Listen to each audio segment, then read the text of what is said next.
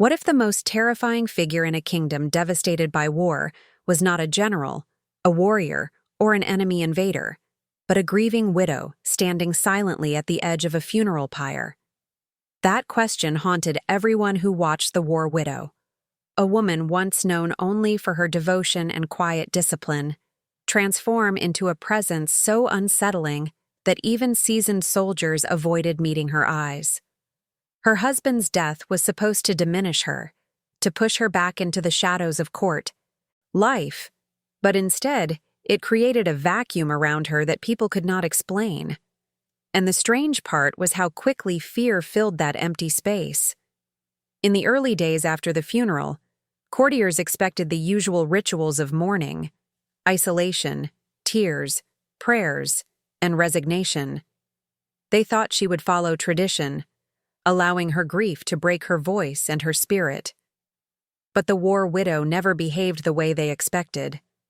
Servants whispered that she barely slept, that she wandered the corridors at night without a lamp, as if the darkness belonged to her, that she read the coded journal her husband kept during campaigns, tracing her fingers along the ink, like she was learning a language meant only for the battlefield. Even the guards posted outside her door said the silence inside her chambers felt heavier than any sound. The unsettling part was that no one could tell if she was mourning or preparing. Her posture changed, her tone sharpened, her presence grew cold and deliberate. Instead of collapsing beneath the weight of loss, she studied it, dissected it, wore it like armor. Rumors spread that she had begun meeting privately with men who once served under her husband, men who appeared at the estate after sunset and left before dawn, saying nothing to anyone. That was when the kingdom began to understand that something had shifted around her, something that made the air feel charged whenever she entered a room. But the kingdom only truly panicked when a handful of her husband's enemies began disappearing, quietly at first, then publicly enough that no one could pretend it was coincidence. People wondered whether she was finishing battles her husband never had the chance to win, or whether she was fighting a new one of her own creation. And though she said nothing, her silence weighed more than any declaration of vengeance. It was the silence of someone who had nothing left to lose and everything left to avenge.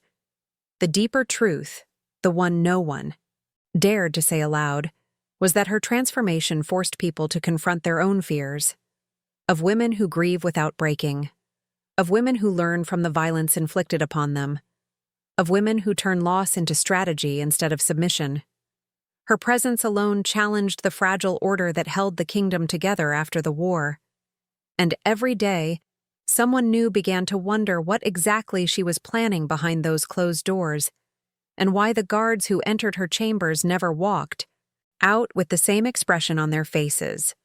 And that uncertainty, that tightening knot of anticipation around every move she made, was what kept the entire kingdom awake at night. Because once a woman stops being afraid, the people who depend on her fear to maintain their power realize how little control they ever truly had. That was the real reason her story spread faster than any official decree, whispered through markets, barracks, temples, and noble halls alike. If anything in her transformation is already making you question what truly happened within that palace after the funeral. Share your thoughts in the comments, and let me know what part of this story resonates with you the most. And while you are here, make sure to like the video and check whether you are already subscribed, because what comes next will reveal why her rise became more disturbing than the war that took her husband in the first place, pulling us deeper into the shadows she left behind.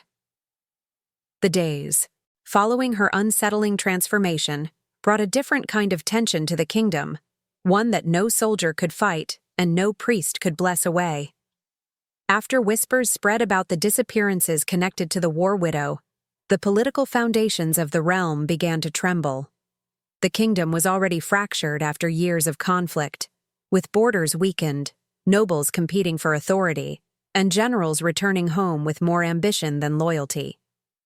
In that fragile landscape, the presence of a woman who moved with quiet purpose disturbed the balance far more than open rebellion ever could. Leaders expected threats to rise from the frontiers, from rival clans or foreign invaders still hungry for advantage. Instead, danger emerged from the very heart of the palace, from a woman who had once been dismissed as irrelevant to matters of strategy or succession. What unsettled the court was not her actions alone, but the clarity with which she observed the chaos around her.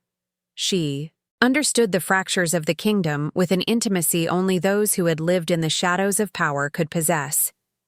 And she began to move among those fractures with deliberate precision. What few people knew was that her husband had left behind far more than a record of his tactical campaigns. Hidden among the pages of his journal were notes on secret negotiations, betrayals, whispers of military officers who had sabotaged missions for personal gain, and even details about noble families, whose allegiance shifted with the wind. The war widow read those pages not as a grieving spouse seeking closure, but as someone assembling a battlefield map. She noticed patterns others had ignored, motives others refused to acknowledge, and weaknesses that had been left unguarded for years. Meanwhile, the power vacuum left by her husband's death created openings that opportunists were desperate to fill. Several factions began discreetly approaching the throne, each vying to present themselves as the rightful stabilizers of the realm. They positioned themselves as loyal protectors of tradition, whispering warnings about foreign threats while secretly plotting to seize control from within. The war widow moved quietly through the edges of these circles, observing, listening, gathering information that no spy could easily obtain. She knew the rivalries that simmered beneath polite conversation, the rivalries that could be leveraged with a few precise words or the right rumor released at the perfect moment. As tensions rose, she took advantage of something the kingdom had overlooked for too long, the fear that already lived in people's hearts. Those who returned from war bore scars that never healed, and those who remained at home carried their own anxieties about the future. This collective unrest created fertile ground for manipulation. The war widow did not raise armies or issue commands. Instead, she maneuvered through a battlefield of influence where rumors became weapons, silence became strategy, and presence alone could shift the outcome of an entire debate. It was during this period that she began to meet privately with individuals who had once sworn loyalty to the crown, but whose loyalty now wavered. Some were disgraced generals seeking redemption, others were diplomats who had been sidelined by political rivals, and a few were simply survivors searching for someone who seemed to recognize the storm that was forming. She never demanded allegiance. She never promised reward. Yet people left her presence believing she knew more about the kingdom's future than anyone else did, and that aligning with her might be the only way to avoid being crushed by the uncertainty ahead. Her influence grew not through declarations, but through carefully placed interactions that subtly shifted alliances. The king's advisors noticed the changes in court behavior. Conversations became guarded, meetings ended abruptly, and the once predictable flow of information became erratic. People no longer trusted the structures that kept them safe, because someone else was quietly redrawing those structures from the shadows. And as the kingdom continued to unravel, one truth became impossible to ignore. The war widow was no longer a passive symbol of loss. She was becoming a force that shaped the kingdom's future, a presence woven into every hidden conversation, every political gamble, every moment of hesitation among those who claimed power.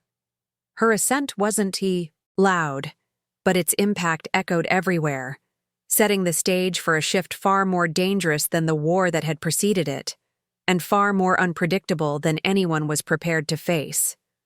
What unsettled the court even more was how flawlessly the war widow played her role as the grieving woman while quietly weaving herself into the machinery of power.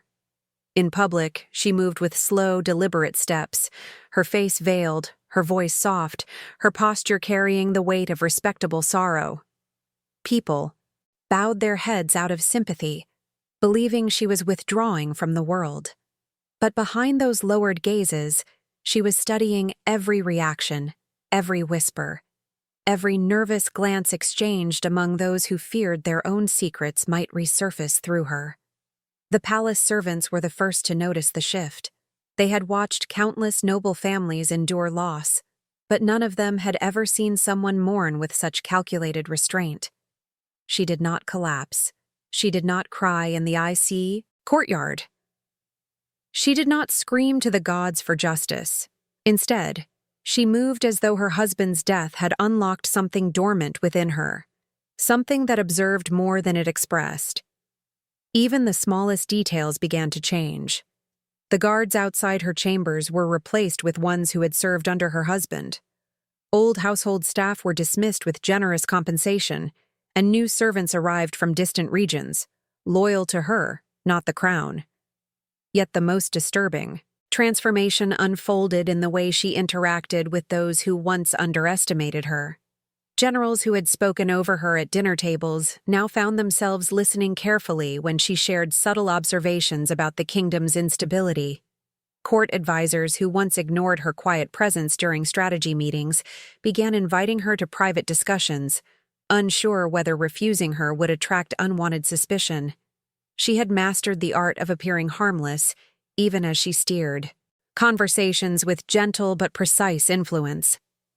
The duality of her existence unsettled everyone. During ceremonies, she stood like a relic of grief, dignified and almost fragile. But once the gatherings dispersed and the palace lights dimmed, she moved with a confidence that unsettled those who crossed her path. Some described her as a ghost who had not realized she was still alive. Others believed she had been reborn through loss, free from the constraints that once limited her. Both interpretations only amplified the myth forming around her, a myth she allowed to grow unchecked. What people failed to notice, until it was too late, was how effectively she turned information into leverage. She remembered who hesitated during the funeral procession, who whispered during the memorial rites, who avoided her gaze when she approached. She noticed which noble families expressed forced sympathy, which advisors seemed restless, and which officers sent letters that never reached their intended recipients. Each detail became a thread she quietly wove into a larger tapestry, one that revealed far more about the kingdom's fractured loyalties than any official report could. The court tried to maintain its usual schedule of festivals, councils, and petitions, but something had shifted. Conversations became careful, rehearsed, as though every word was weighed before being spoken. People avoided speaking about the war in front of her, fearing she might interpret their comments as disrespect to her husband's memory. That fear alone gave her more control than any formal title ever could. What no one could fully explain was how she managed to move so seamlessly between vulnerability and authority. One moment, she appeared as a widow carrying the weight of devastating loss. The next, she stood with a clarity that made even seasoned commanders question their understanding of the kingdom's future. Her presence created a lingering tension that permeated the palace corridors, as if everyone sensed that her grief was no longer the defining force behind her actions. Instead, it had become the catalyst for something far more precise and far more dangerous, an evolution the kingdom was only beginning to understand, one that would soon expose the fragile boundaries between sympathy, suspicion, and fear. And as she continued her quiet ascent, her transformation raised a question no one dared to ask aloud. What exactly was she preparing for behind that calm, unshaken mask? The deeper she moved into the political shadows of the kingdom, the more her alliances began to take shape in ways no strategist could have predicted. These were not formal agreements sealed with signatures or witnessed by the court. They were subtle, often wordless understandings forged in dimly lit hallways, behind heavy curtains, or during quiet walks through the palace gardens. People found themselves gravitating toward her, not because she demanded loyalty, but because she carried an unsettling clarity that others lacked in the chaos after the war. Her presence made them believe she understood the fractures that threatened to tear the realm apart. She began approaching generals who had been sidelined after the conflict, men who had lost both influence and purpose. Instead of offering them promises, she simply reminded them of the debts they believed the kingdom owed them. Her voice remained calm, her words precise, and somehow these seasoned warriors felt seen in a way the crown had never managed. She knew which of them had been denied promotion, who had been blamed unfairly for failed campaigns, and who held grudges that stretched back years. She awakened ambitions they had buried out of fear of retaliation. But she did not limit herself to military figures. In dim chambers filled with incense smoke, she exchanged quiet conversations with priests whose loyalty to the throne had weakened. They were troubled by the recent political corruption and by a spiritual decline they believed the war had unleashed. The war widow listened to their concerns with a stillness that made them wonder whether fate itself was guiding her. She asked questions that challenged their assumptions, gently nudging them toward recognizing how much power they had lost while the court descended into infighting. The more they spoke, the more they became convinced that she understood truths the crown refused to accept. Her most unexpected allies, however, were those who once despised her husband. Former rivals and critics found themselves drawn to her quiet determination. She did not ask them to abandon their past or hide their resentment.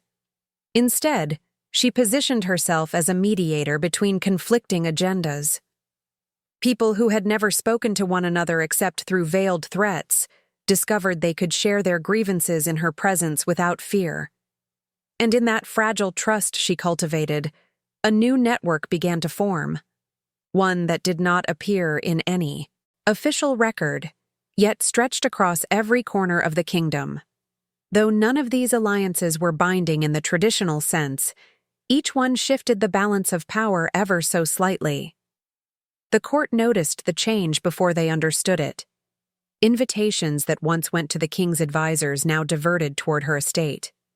Messengers who once reported solely to military commanders began making discreet visits to her servants. Even foreign traders, sensing the wind turning, started, offering goods and information intended specifically for her hands. Every gesture, every whispered pledge, became another stone in the foundation of her growing influence. She never claimed authority openly. She never suggested rebellion.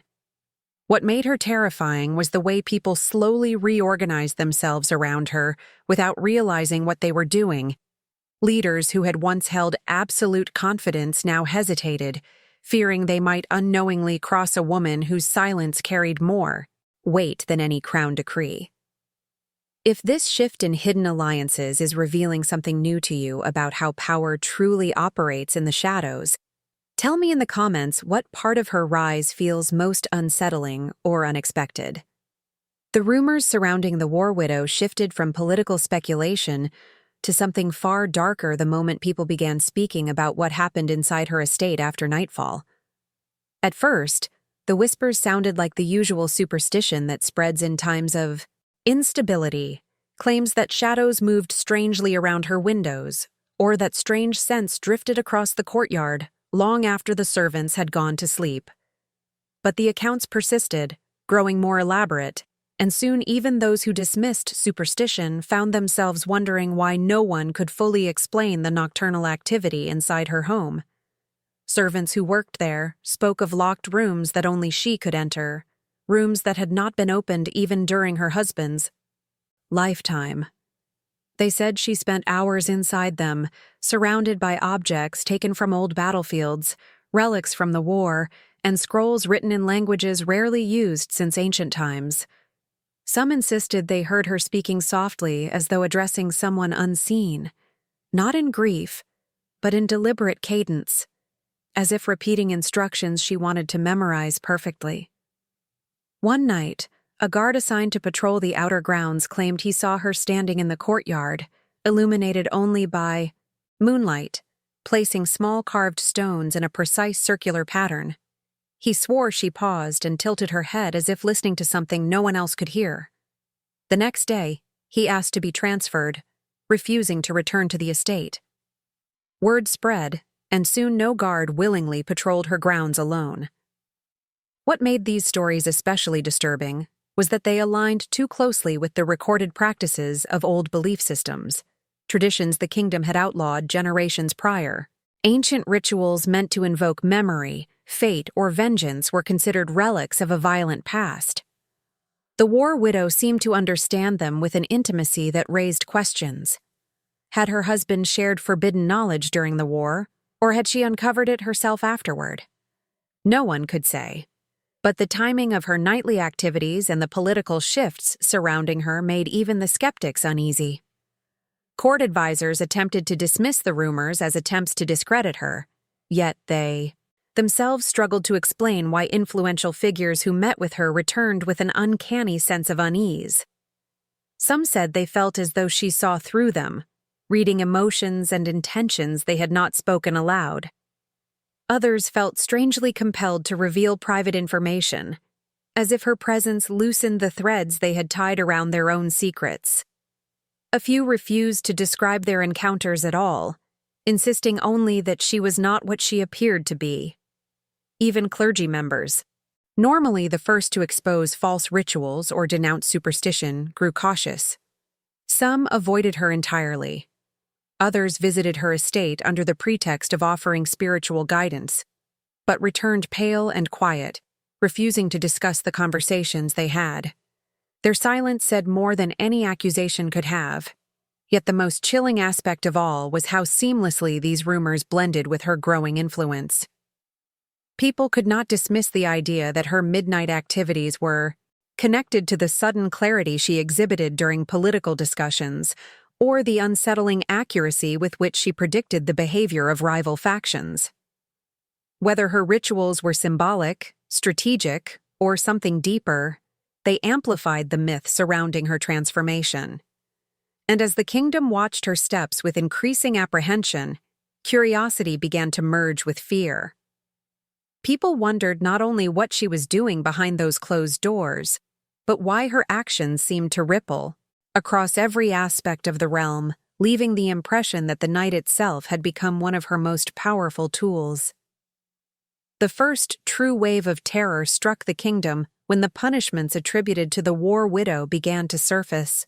Punishments so precise, so symbolically charged, that people realized they were not merely acts of vengeance. They were messages.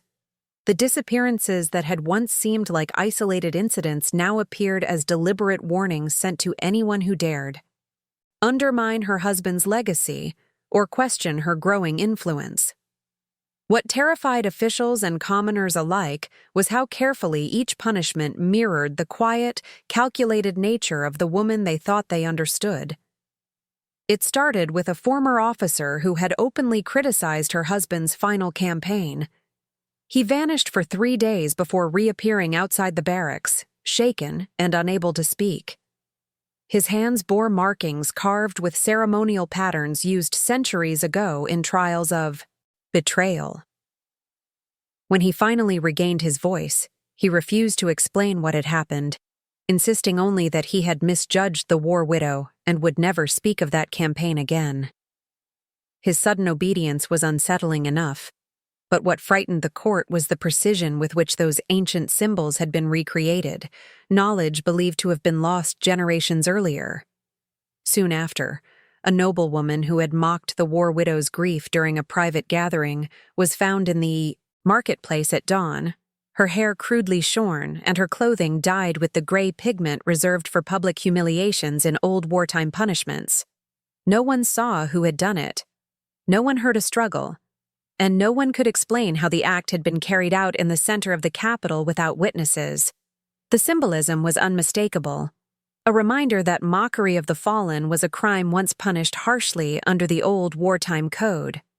People whispered that only someone with access to long-forgotten records, or someone who had learned from those who had lived through that brutal era, would know how to replicate the tradition so accurately. But the cruelty escalated when a soldier who had abandoned his post during the war was discovered at the edge of the forest with ritual chalk surrounding him. He claimed he had been taken by masked figures who interrogated him about the final days of her husband's campaign, demanding names of those who had betrayed strategic positions. He insisted the war widow herself had never appeared, but the questions he described were word for word from the interrogation methods her husband was rumored to use during battle. The soldier fled the kingdom shortly after, and stories of his trembling voice spread faster than any official proclamation. The punishments were spreading across all levels of society: nobles, soldiers, servants, even members of minor clergy. Each incident carried a deliberate symbolism that connected it to wartime. Traditions, as though the war widow were resurrecting an era of brutal justice the kingdom had tried desperately to leave behind. Panic grew not because the acts were violent, but because they were meaningful. They showed knowledge of the kingdom's deepest fears. They showed strategy. They showed intention. And although the war widow never admitted involvement, her silence became its own confession. When questioned, she would simply tilt her head slightly, as if amused by the assumptions people made. Her calm demeanor in the face of accusations only deepened the fear surrounding her. How could a woman act with such serenity while the realm trembled at the possibility that she was orchestrating these punishments from behind closed doors? How could she maintain such composure when chaos seemed to follow her shadow? What frightened the kingdom most was not the brutality itself, but the calculated restraint behind it. Every punishment was delivered with a purpose. None crossed into needless spectacle. None revealed the identities of those who carried them out. It was the precision of a strategist, not the rage of a grieving widow. The message became clear. Whoever doubted her resolve would face consequences rooted in the very history the kingdom tried to bury. And as each new incident fed the mounting dread, one realization began to spread through the court like wildfire. Her power no longer depended on alliances, rumors, or whispers.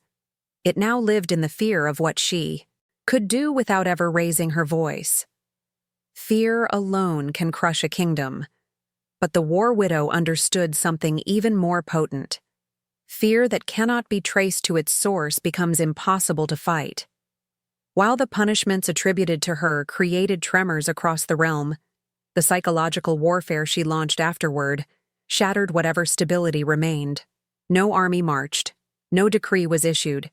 Instead, she manipulated the most fragile battlefield a nation possesses, the minds of those who believed they still held power. It began with letters. Not threats, not accusations, but short, cryptic notes delivered anonymously to nobles, officers, and priests. Some contained a single sentence referencing a forgotten mistake from their past. Others quoted phrases only their closest confidants should have known. A few included details from meetings assumed to have been held in complete privacy. The notes carried no signature, no seal, no symbol, yet everyone who received one felt the same, chilling certainty that the war widow had been listening far longer than anyone realized. Then the rumors intensified. Servants overheard advisors whispering that their colleagues were secretly aligning with her. Nobles accused one another of exchanging information behind the scenes.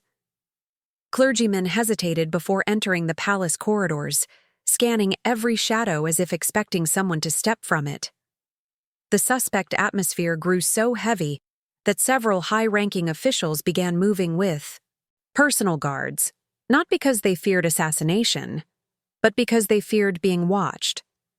The brilliance of her strategy lay in its ambiguity. No one could prove she orchestrated any of it, yet every shift in behavior traced back to her in some subtle way. A commander who once boasted openly about his battlefield exploits suddenly became hesitant, triple-checking every order he issued. A senator known for political manipulation grew uncharacteristically quiet during debates, glancing nervously at the doors as if expecting someone to eavesdrop. Even the Queen's most trusted advisor paused during council meetings, speaking in riddles to avoid revealing too much. And all the while, the war widow never raised her voice, never confronted her enemies directly. She didn't need to. By planting seeds of uncertainty, she made the realm question itself. People began to doubt their allies, fear their friends, and guard their own secrets more fiercely than ever. When trust dissolves, power splinters, and she understood this better than any general. Late at night, the palace halls echoed with the sound of footsteps that stopped abruptly, as if someone realized they were not alone. Servants insisted that they felt eyes following them, though no one stood nearby. Patrols doubled across the capital, yet even the soldiers admitted they were more afraid of their own shadows than of any external threat.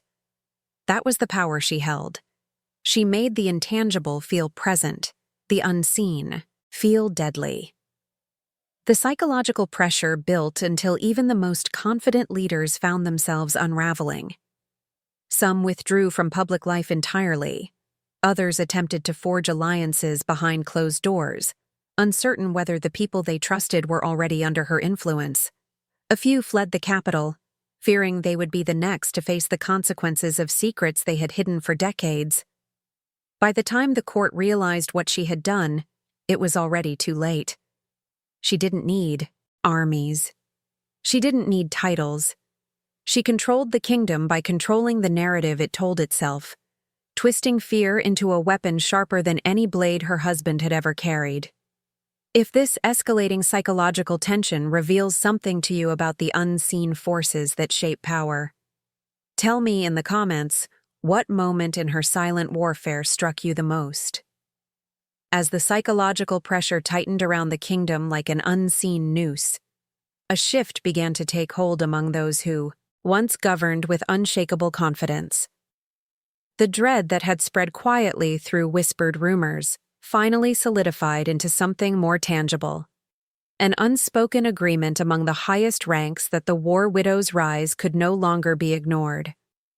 Her influence had become too pervasive, her silence too dangerous, and her ability to reshape the political landscape too unpredictable.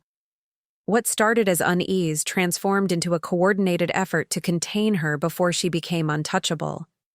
It began with private meetings held in locations chosen for their isolation. Abandoned towers, secluded chambers beneath the palace, remote hunting lodges tucked away in the forest. The people who gathered there were the kingdom's most powerful figures. Nobles protecting ancestral bloodlines, generals guarding their reputations, priests terrified of losing spiritual authority, and advisors who feared becoming irrelevant. These individuals had fought among themselves for years, but now they shared a common enemy, one who had never claimed a title, yet destabilized every structure they relied upon. Their discussions revealed the extent of her impact. Generals reported their soldiers had begun whispering her name like an omen before battles. Priests confessed that worshippers were visiting temples not to pray for mercy from the gods, but to seek answers about her. Nobles admitted their households had become divided, with some servants openly expressing admiration for the war widow's resolve. What terrified them most was that her power did not operate through force. It operated through perception. Every fearful glance, every hesitant word, every half-believed rumor added to her momentum. The conspirators first attempted to isolate her. They rewrote invitations, excluded her from council gatherings, and issued subtle orders discouraging contact with her estate. But these efforts failed almost immediately. People sought her out regardless, drawn not by obligation, but by the sense that she understood the kingdom's instability more clearly than its official leadership. Even those who feared her felt compelled to hear what she had to say. And with each quiet conversation, her influence only deepened. Realizing subtle tactics were insufficient, the conspirators shifted toward more direct strategies. Some advocated for discrediting her publicly, fabricating accusations of treason, heresy, or manipulation. Others pushed for stealthier methods, sending assassins, poisoning her food, arranging accidents designed to look like misfortunes. Yet every attempt unraveled in ways that rattled even the most cynical among them. An assassin vanished before reaching her estate. A poisoned vial shattered inexplicably before being delivered. A horse meant to throw her off tripped and broke its own leg instead, leaving her untouched. Whispers began to circulate that she knew what her enemies were planning before they even decided on their course of action. Whether this was due to her network of informants, her uncanny ability to predict behavior, or something more intangible, no one could confirm. But the timing of her movements and the precision with which she evaded danger made the conspirators question whether they were battling a strategist or a force far beyond their comprehension. As their plans continued to fail, paranoia consumed them. They accused one another of leaking information, sabotaging missions, or secretly aiding her.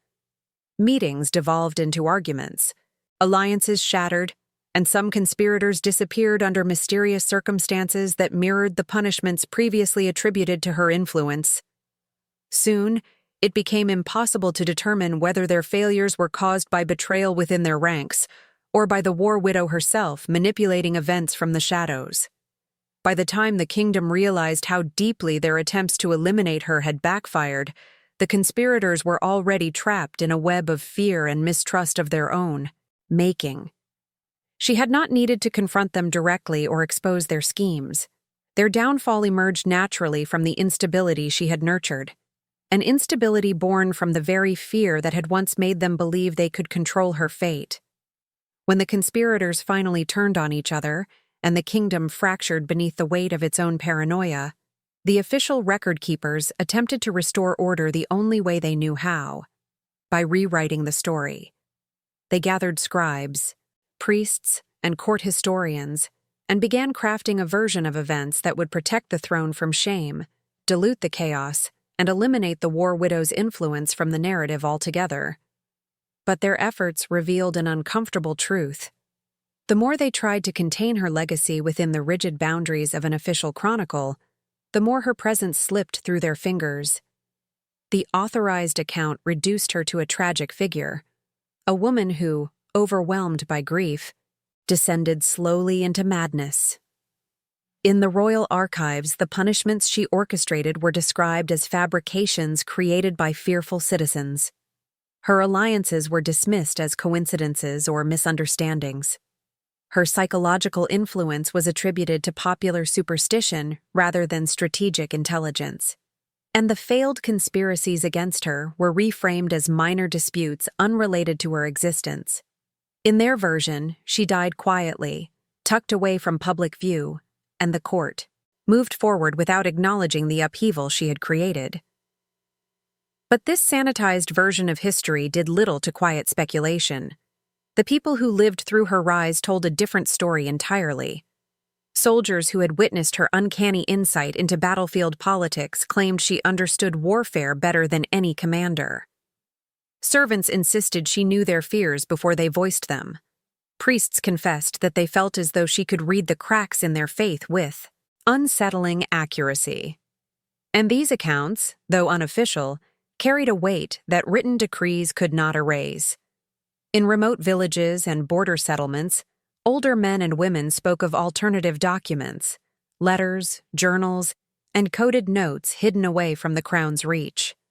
Some described meetings with the war widow that historians insisted never occurred.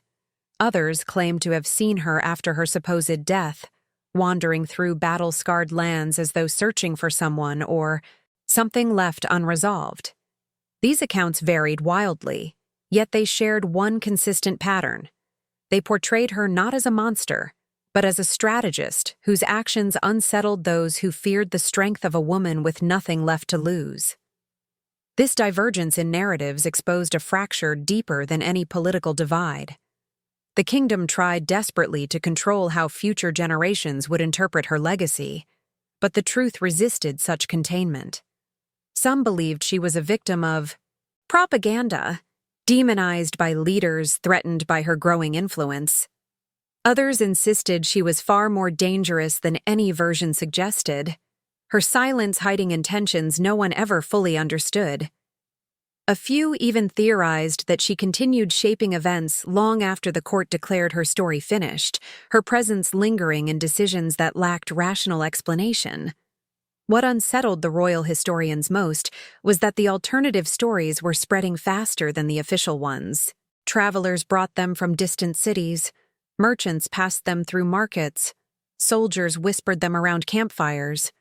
These tales refused to fade, refusing to let her memory be buried beneath the weight of political convenience.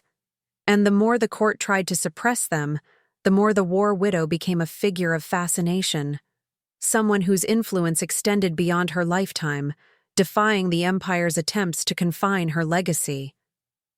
The kingdom's struggle to craft a single, unquestionable ending to her story revealed the fundamental flaw in their efforts. History, like fear, cannot be neatly contained. And the war widow, who mastered both with quiet precision, slipped into the realm of legend, not because the court wanted it, but because the people who witnessed her rise knew that the truth was far more complex than the crown dared admit. In the end, the kingdom found itself clinging to fragments, contradictory accounts, whispered testimonies, and scattered documents that refused to align into a single coherent story. The war widow had become something larger than the events that shaped her. Her presence lingered not only in archives or forbidden texts, but in the uneasy silence that settled over the palace whenever her name was mentioned. Those who claimed to have known her spoke with a kind of reverent caution, as though describing a force rather than a person.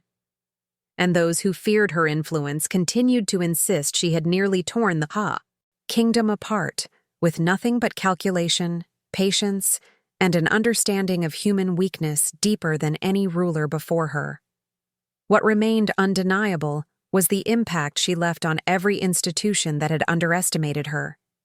The military, shaken by her ability to expose hidden disloyalty, quietly revised its command protocols, fearful that similar vulnerabilities might be exploited again.